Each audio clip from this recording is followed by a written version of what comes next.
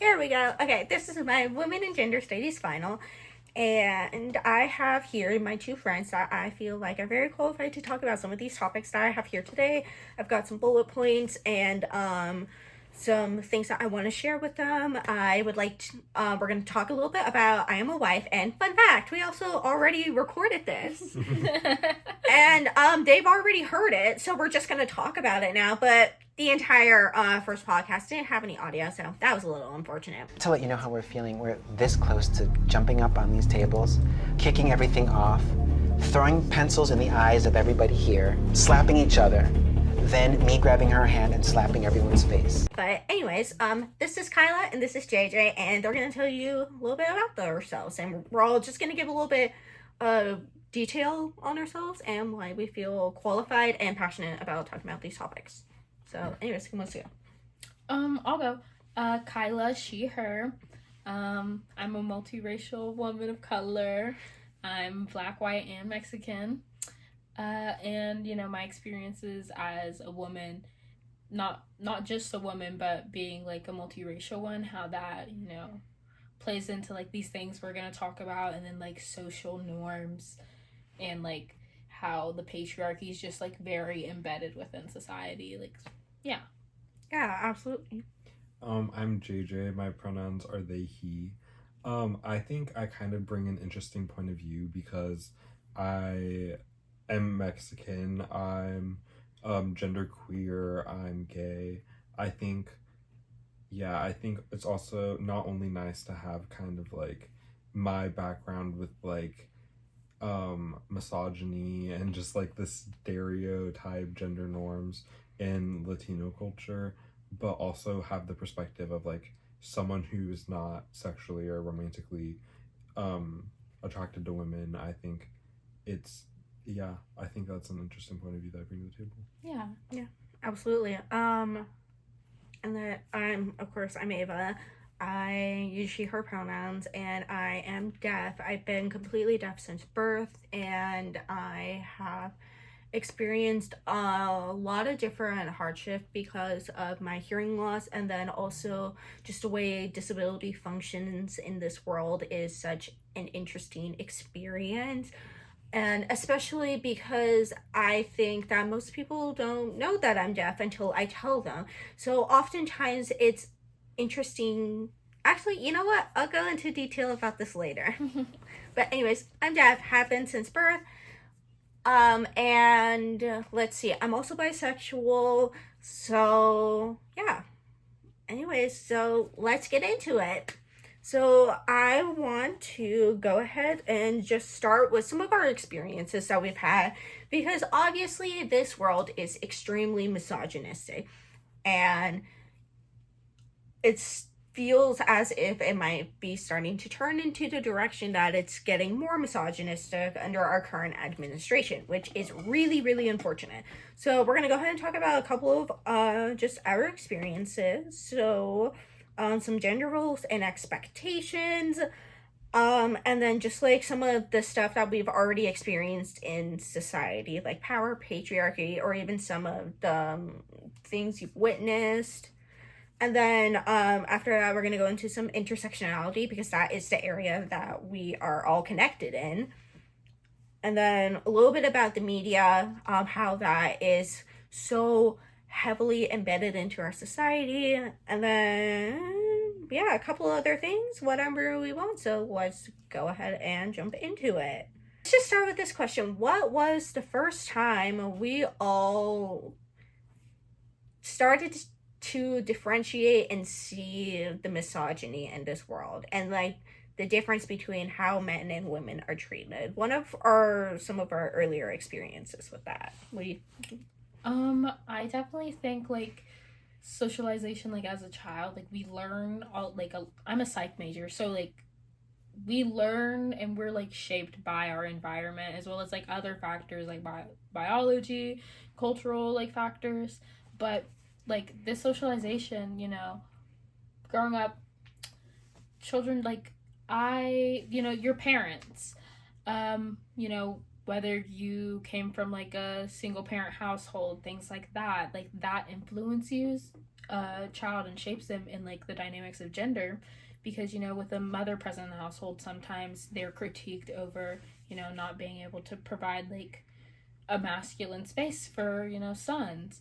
And then also that's expected out of sons to grow up like more masculine, things of that nature. Yeah, I think that what I was gonna say was like kind of going off of that is like, I think I noticed it like really early on when like, I mean, obviously being gay, like I kind of did lean, not obviously actually, let's not reinforce those stereotypes, but yeah, I was like attracted to like the girl toys, like the pink toys, the ones where you get to like play with hair, and I was like, I wanted Barbies and everything, and then like being told like, no, that's not for you, that's for girls, like girls like those kinds of things, or even like getting like a kitchen play set, like Yeah. that was a big deal of like, oh, like no, that's for girls like that kind of thing, like here's like a plastic hammer and a plastic tool set. No, yeah. Like I think that was the first time, because also like, and then I like began to notice that like the things that I were like, oh, like I want to do that or something, it was like about like appearance, or it was about some sort of like cleaning or cooking or something.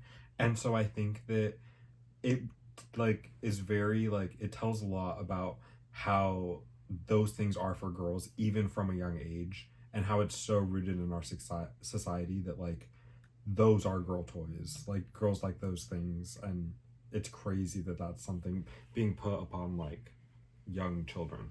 Yeah, absolutely. And then I know that for sure when we start to get more into the media section, we'll talk about trad wives and kind of those stereotypes and how we're seeing those. But for me, I know that for sure it was absolutely all of the girl toys growing up and being told I could or couldn't do this because I was a girl. And I had a lot of experiences with this when I was a teenager. I'm 20 now, so I'm freshly 20. So the teenager is not that far away, I will admit. However, when I was between the ages of probably 15 and 18, I grew up with an older brother, 2 years older than me, and he was treated a lot differently than me. He had a lot more freedom. My parents were a lot more lax with him. And you know, I was the one that had to do the cleaning chores and make sure that was done every weekend.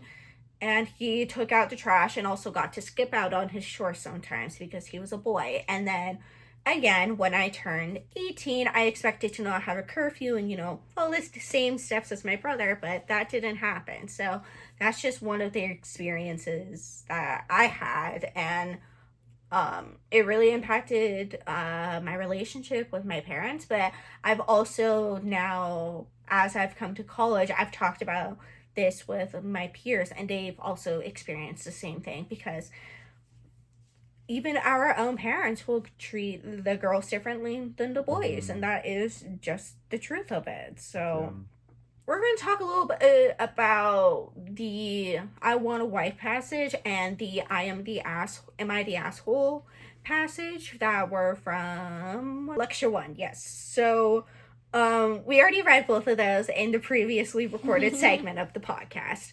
So passages up here. I should have this information. By Judy Brady. That was written in 1971. And, you know, it talks so heavily about what the man wants. It is literally him talking about what he wants. And then we also have, am I the asshole for being upset about my girlfriend, from Reddit in 2023. So many years apart, but yet it's almost exactly the same story. So let's talk about our thoughts on those. I think like some key points from the actual passage, the original like I want a wife, was like him saying like, I want a wife to take care of my children, I want a wife to take care of my physical needs, I want a wife to take care who is sensitive to my sexual needs, and I want the liberty to replace my wife with another one.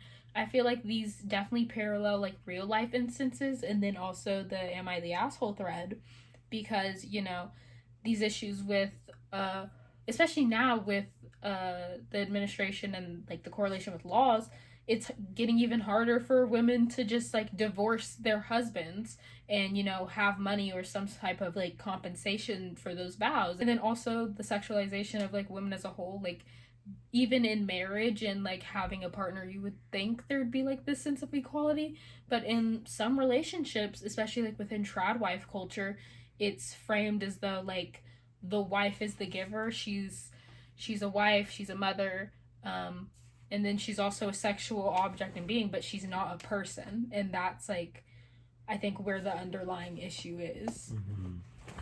I also think that the Emma the Asshole like really shows how ignorant men are to kind of honestly anything that doesn't really like involve them Or cater to them even. yeah caters yeah that's a better way to put it. I think that it's kind of crazy that like that guy who wrote that doesn't see anything wrong with the situation, and I think Yeah, we were reading the comments about it after, and he's essentially just not helping himself and going on about, well, she didn't ask me to do this and blah, blah, blah. This is the kind of stuff that you shouldn't have to ask for. But yeah, it's insane that so much has changed in our world, yet the bones and the structure of our society is still exactly the same. And while we are trying so hard to move forward, our current administration is doing everything in its power to do the opposite of that and the opposite of what we are trying to achieve, which is, I would just say, honestly, safety for everybody. Let's move into the intersectionality portion of this. I've never taken a women in gender studies course, but I have taken, sociology of gender, more of like a gender-based course, and then also like sociology classes pertaining to race. And we talk about intersectionality, Kimberly Crenshaw, like all the time, because it really just outlines how everyone's like all of their different kinds of identities. For example, like me, I'm a multiracial presenting woman. I'm queer, I'm pansexual, I'm a black woman at that, and I come from like more of a low income background. Like how all those identities intersect and provide me unique experiences that's applicable for like everyone in this room, and like influences like the discriminations and the privileges you inherit from society, and some of those being gender norms and gender roles. JJ? I think that like growing up in a culture that has such strong gender norms, I think it was like kind of just like the norm for me until I like experienced different things. And I like it's like such a huge thing in like especially like Mexican culture. I can't really speak to any other, but I think it's kind of a norm that like the women bring the food to the table, or the women cook, the women clean, the men do nothing kind of at all. And I think that it's because it's so ingrained in culture, a lot of people grow up not seeing anything else. I also think that like a lot of people like to use that as an excuse of like, oh, like, no, this is just how it is. And it's like, well, it doesn't have to be like that. But yeah, I also think there's a very like clear line of like sometimes that is what the women want. It's like the whole thing with like feminism is you want the choice to do other things, and I think that like something that happens a lot with feminism is like people who are just like anti-feminist will be like, oh, but like, so you don't think that like women who have children are like capable of things, or you don't think this, you don't think that. I think it's like a very clear distinction that like it should be the opportunity to do anything.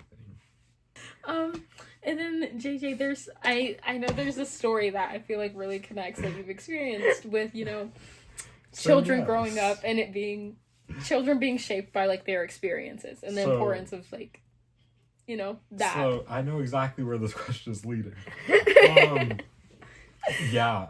I went through it's not a phase, but I definitely did go through like I would post like repost like social justice things on my Instagram story and think I was like like I literally like the greatest person ever, aka like 7th grade, and I remember begging my parents to take me to a women's march. Yeah, Okay, it so was about ally. that. But that's Yes. showing like Yeah, alliance and advocacy. I also definitely grew up with literally everyone in my house being a woman. I grew up living with my aunt and uncle, and the only men in the house were my dad and my uncle. And my aunt has 3 daughters, and I had a little sister. So I have a little sister. But yeah, I think that definitely affected a lot of how I kind of view this stuff, because like I grew up from such a young age, and like or I grew up from such a young age. in women. Yes, like it was like I was surrounded by all these strong, powerful women, and it was I'm very grateful I got to grow up like that. Yeah. And like we all have such different experiences growing up, and like our exposure to this kind of stuff and these different topics that we're going to talk about. And like I grew up as the only child, and the only person I had was my mom. She was like my female to look up to. So I really relied on myself to learn what it is that I'm passionate about. And when I think everybody can kind of say that when COVID started, they did go through a phase of really getting into politics, because everybody was, and that's when politics were really starting to ramp up in our We're world. at the perfect age for it too. Yeah, and I was the what? perfect age to be radicalized. Exactly. We were like 13, 14 years old. Yeah. And, you know, that's when we start really remembering things and our consciousness kicks in. So I was learning about all of these different things and kind of trying to distinguish what I like and what I don't like and what I think is and isn't okay. So, but it took me until I was about 13. But after I started learning about these things, I started learning how to talk about it and express it. And I think because of the pandemic, we all really had a unique experience with that. So, did you have a question for me? Yes, I did. During our brief intermission. Curious about like how we were all talking about intersectionality. I'm curious as to like how your disability plays a role in, your experiences, as well as like how that intertwines with, your gender. Yeah, absolutely. So I have worked in customer service for about 5 years now. 6 years. No. 5 years. 6, 7. Oh my god. If we leave this in, Back in the whoever's day. grading this is gonna hate us, and we are so sorry about that. So 6, 7. I freaking love saying that. Back in the day, our saying was 1738. Now it's 6, 7. That's weird. I'm gonna leave it in. Okay. But yeah, so I'm customer service. I am obviously interacting with so many people every single day. And being a woman in the service industry is already kind of bad enough. I will just say it there. I have actually wearing a hairstyle very similarly to this while I was a barista at Starbucks. A man in probably his 60s, 70s, maybe even a little older than that came up to me and was like, wow, those would make great handlebars, would they? That weird sexualization age play shit. Yeah, and then one of my coworkers had a very similar story. She had very long, very beautiful curly hair, but it was very long. So a man came up to her and said, wow, that hair's going to be a problem when you go to breastfeed, isn't it? Keep in mind, she was not pregnant, did not look pregnant, and does not have kids, because she was, in fact, my age. So, that just goes to show. But more recently, at my latest job, I did have a experience with my disability, which was interesting because I have always grown up presenting not disabled, because I was very lucky and got into speech therapy when I was very young. So I feel like I present pretty normal. No, most people don't know I'm deaf until I tell them. Did you guys know I was deaf until I told you? I met you through hearing about you, so yes. Yeah.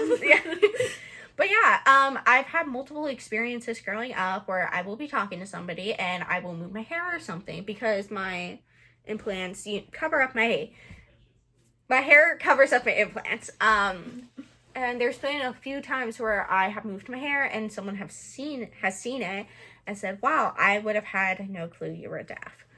So, at my last job, I've had a couple of really rough experiences.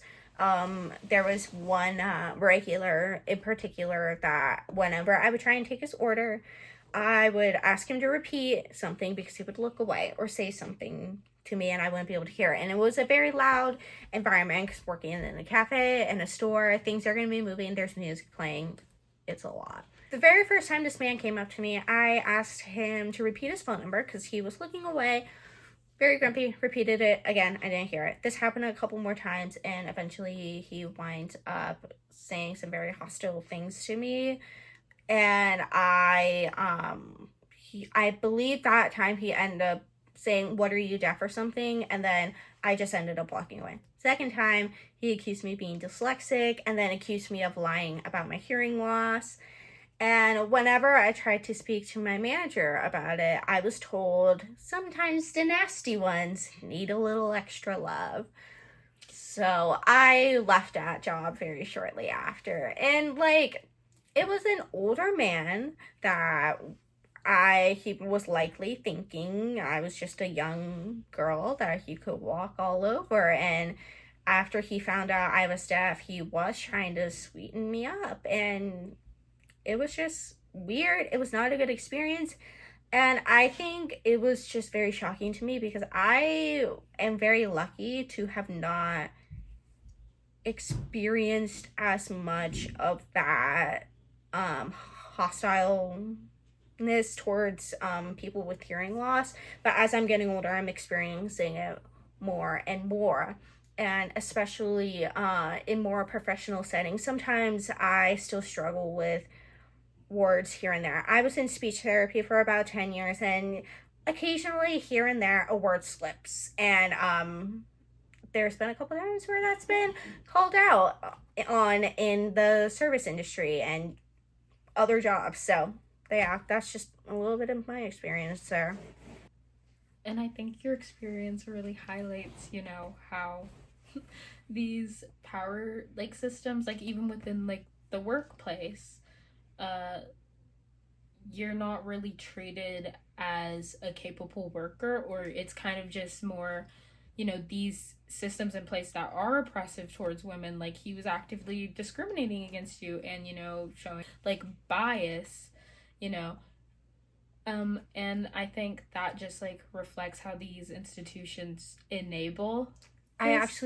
have a side note on that because I was told after revealing this information to not my highest supervisor, but another higher up, that he had been making racist jokes towards other people and people of color that were working there. And then again, the management had not done anything and just let it slip by. And it just goes to show that it wasn't just one thing. Like, he was hurting multiple people and it was known about. So we've talked a lot about our experiences as a woman, but this is woman and gender studies. So yeah. My superpower. I think going back to the us learning a little bit more about our political views and COVID and stuff, we started to also learn a lot more about gender and sexuality and how loose the binary really is, and the fact that we can really just be whoever we want. So questions that I'm gonna ask JJ, and like Kyla, feel free to jump in, but I also have a couple of questions for you. So we're just gonna talk a little bit about gender. JJ, do you feel like you've ever been boxed in by gender expectations? Literally 1,000 bajillion million %. Can I get a clock it? Can I get a clock it? Can we get a little clock it? I think actually that is probably the entire reason it's took me so long to even like accept I was gay, even before like the whole non-binary. But I think growing up being like, this is what a man is, this is what a man has to be, you have to be that, was so like not okay. Same with like just like things, me liking more feminine things. I think that has been such like not necessarily like a negative thing, but kind of like a look down upon thing. And I think it was really hard growing up, like wanting to like find out more about myself and like express myself, like with the like feminine stuff being locked away. And I think it's also kind of just like negatively looked upon. I mean, like people like say all the time like, oh, like gay men, as long as they're masculine, that's okay. Like a feminine gay man is when it gets weird. Like people don't like that man as being feminine because it's femininity. People look down upon femininity, and especially taking away from masculinity. I think it's a really like deep rooted system, and I think it's like something that really needs to be unlearned. Yeah, absolutely. And I think that a great follow-up question is, how have what are some of the ways that you've seen a man misunderstand feminism, or some examples that you've seen of them just bashing it, or just more your experiences, because you've had those more than we have. Yeah. Well, this one's actually like it pertains to all of us, not specifically me. But I think like you guys know how like Twitch streaming is like such a big thing. Yeah. A lot of those men who are now popular through Twitch are very, very conservative, like right wing, and it's sort of bleeding into like incel culture and like everything. And like a huge thing in incel culture is like they think or speaking for all of them, but like I think it's like pretty common to believe that like feminism is anti-man, and in fact it has not really anything to do with men at all. No. And more so about women, and in fact it has everything to do with women. And I think that it's just like it's crazy. It's like absolutely insane.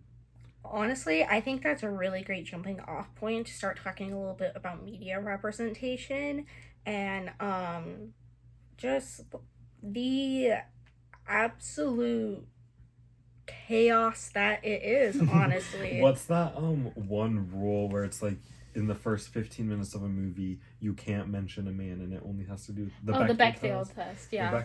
I've seen queer media. I got a Republican doctor. Made my ass great again, my God. Oftentimes I've not really seen as many, sapphic relationships, or when you do see them on the screen, there's this it has the male gaze on it. Yeah, there's like this male lens on it. I can't even remember the movie, but it was with Audrey, no, I forgot her name. Aubrey Plaza. Yeah, Aubrey. I love Aubrey Plaza and Margaret Qualley, and there was supposed to be like there's this lesbian dynamic going on, but a lot of the discourse I saw after the film being released was that this was so clearly targeted for like the male's perception and sexualization of lesbianism. Go ahead. And I think that not only affects like movies and TV shows, it affects porn. And like 100%. We can talk. Yes. Please, let's talk about that a little bit, because we absolutely can't. Because I know one of the GEs in this class also talks a lot about sex and feminism. So this is a really great topic, actually. Yes. So please, like porn is so made for men that they're like everything focuses on them. It's unrealistic. I think it sets standards for women way too high that are completely unachievable for anyone. I think that it also like devalues women, and like a lot of the porn like you see like blacked, like this racialized thing where it's this gender norms, like this big strong man fucking this little tiny girl, and it's this implication that women are inherently like small or petite, or like they're submissive, like this forcing that onto them. And I feel like this further makes it difficult for like real life women to interact with men, because there's this flirting thing that's like, oh, girls and boys can't be friends, or things like that.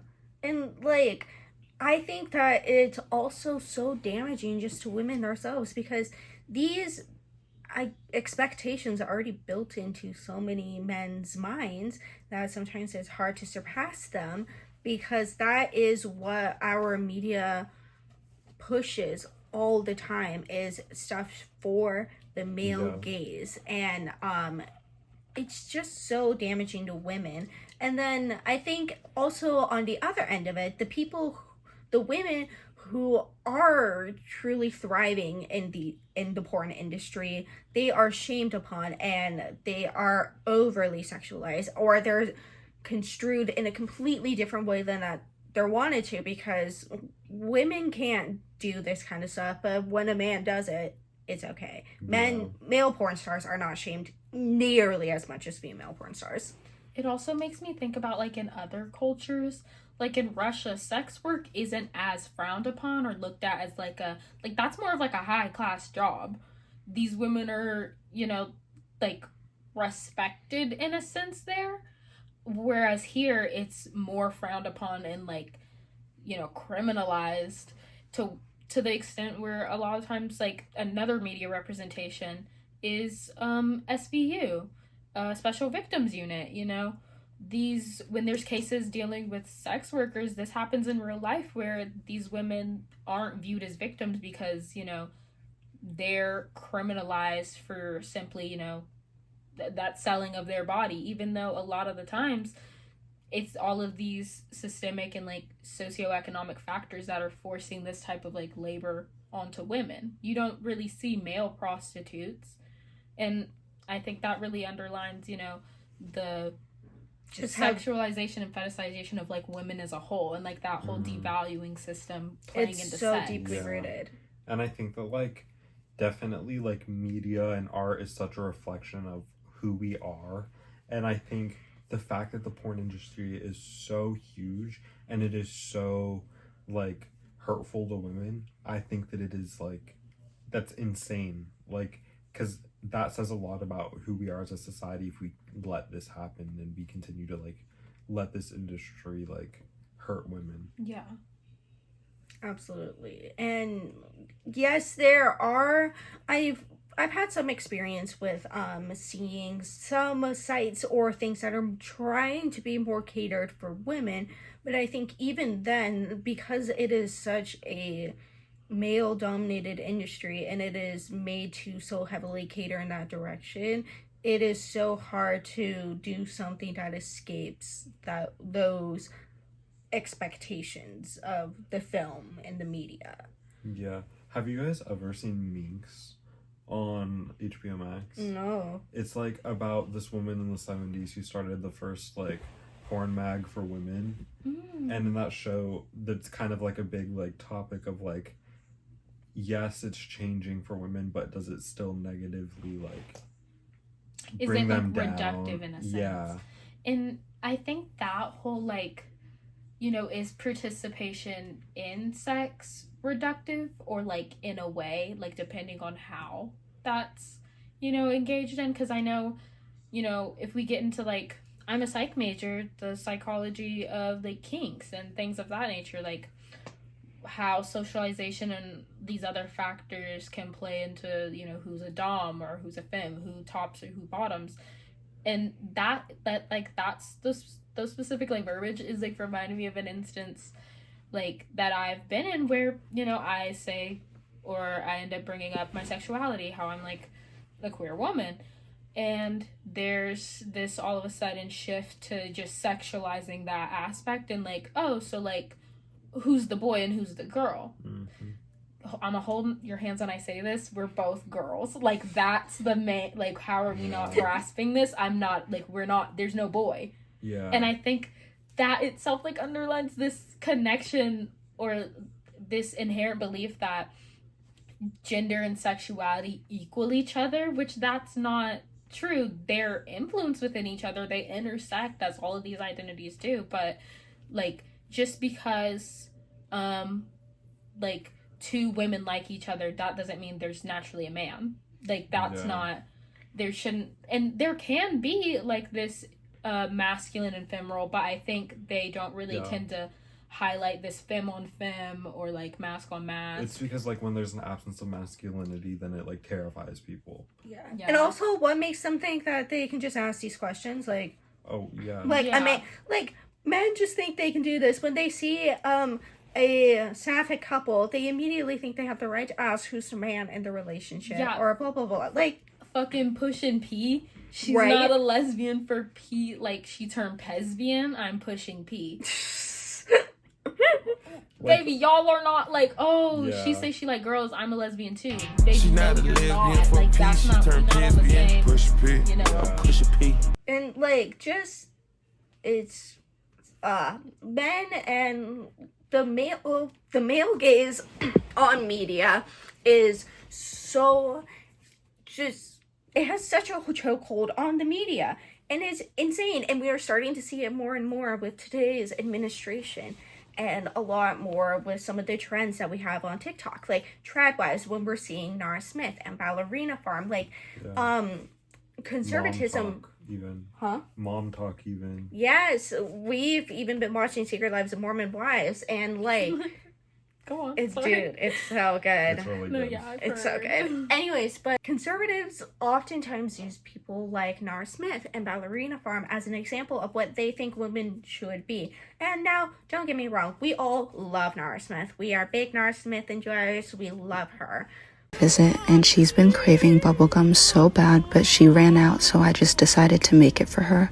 And there is nothing wrong with being a more traditional wife and following more traditional gender roles if that's what works for you. But then again, it's not even about who follows which roles. It's about the fact that there are roles at all, and the fact that they are so heavily separated, and like the fact that men are, society is often so surprised when men are stay-at-home dads, or, you know, it's always that the dad is babysitting and the mom is just, you know, being a mom, like that kind of Yeah. stuff. So I think when conservatives see people following more down that path, they're going to take that and see it as an opening and an example to just use it as an example.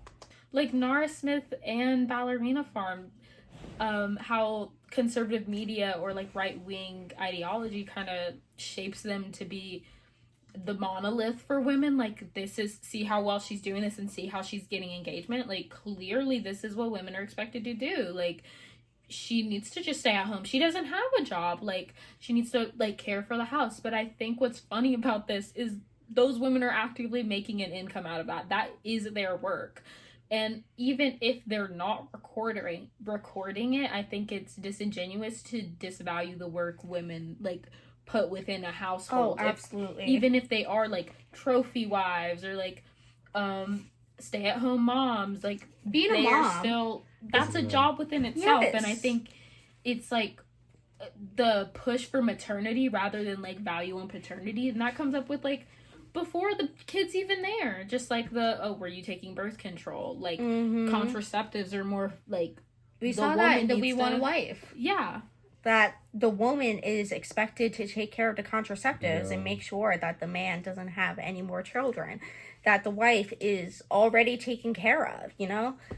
It's what he wants. It's less about, Yeah. you know, a mutual agreement, which is something like people, like how JJ was bringing up earlier. Feminism's like sometimes portrayed as like, we hate men and they need to die, and like this a thing against them. But in fact, like feminism works for men too. Like the patriarchy and men feeling like, well, men aren't allowed to cry, men aren't allowed to work these jobs, or like men have to be the sole providers.